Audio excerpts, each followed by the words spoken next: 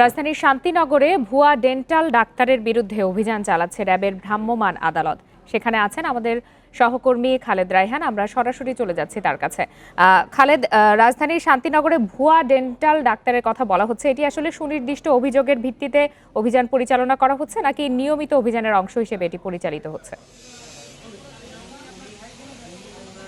দেখুন, র্যাব যখন কোনো অভিযান পরিচালনা করে সুনির্দিষ্ট কোনো তথ্যের ভিত্তিতেই এই অভিযানগুলো পরিচালনা করা হয়, যেমনটি র্যাব সদস্যরা বলছেন। বিশেষ করে এই অভিযানটি পরিচালনা করছেন র্যাবের নির্বাহী ম্যাজিস্ট্রেট পলাশ কুমার বসু। তিনি জানিয়েছেন এই যে ডাক্তার রয়েছে তিনি গত 12 বছর ধরে তিনি এই চিকিৎসা সেবা প্রদান করে আসছেন। আমি যদি একটু দেখানোর চেষ্টা করি, এই প্রতিষ্ঠানটির নাম হচ্ছে ওরাল ভিউ ডেন্টাল। এটি শান্তিনগরে অবস্থিত এবং এই যে এখানে তিনি 12 বছর ধরে এই চিকিৎসা সেবা দিচ্ছেন।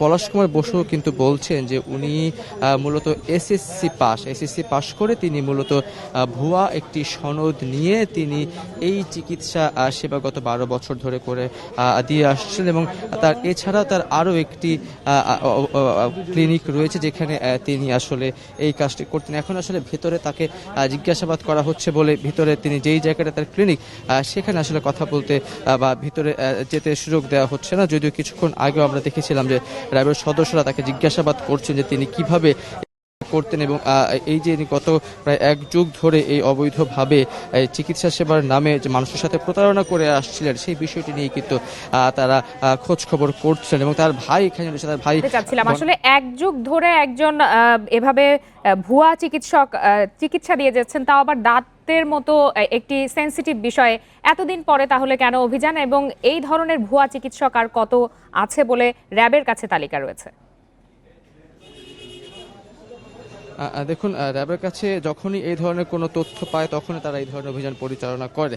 আপনি যেটি জানতে চেয়েছেন যে 1 যুগ ধরে তিনি কিভাবে এই কাজটি করতেন, আসলে মূল বিষয়টি হলো তিনি একটি রেজিস্ট্রেশন নাম্বার, আপনি নিশ্চয়ই জানেন, যখনই একজন ডাক্তার সার্টিফাইড ডাক্তার হন তখন তাকে একটি রেজিস্ট্রেশন নাম্বার ব্যবহার করতে হয়। যে সনদটি তিনি ব্যবহার করছেন, যে নাম্বারটি তিনি ব্যবহার করছেন সেই নাম্বারটি মূলত ভুয়া এবং সেই নাম্বারটি দিয়ে দেখা হয়েছে যে সেই নাম্বারটি আসলে একজন মহিলা ডাক্তারের এবং সেই ডাক্তারের সাথে যোগাযোগ করলে দেখা গেছে যে সেই নাম্বারটি আসলে তার, কিন্তু তিনি ভুয়া একটি নাম্বার দিয়ে গত 12 বছর ধরে নিজে প্রেসক্রাইব করতেন, অপারেশন করতেন এবং তিনি 12 বছর ধরে চিকিৎসা দিয়ে আসছেন। মূল বিষয়টি হচ্ছে যে যেহেতু তিনি একটি ভুয়া নাম্বার দিয়ে এবং যে নাম্বারটি তিনি ব্যবহার করতেন সেই নাম্বারটি কিন্তু নাম্বারটি ঠিক এবং সেই নাম্বার অনুযায়ী আরেকজন ডাক্তার আছে, যার ফলে উনি যে কাজটি করতেন সেটিকে আসলে খুঁজে বের করাটা বা সাধারণ মানুষের পক্ষে সেটি কিন্তু আসলে কষ্ট ছিল, বোঝা যেত না।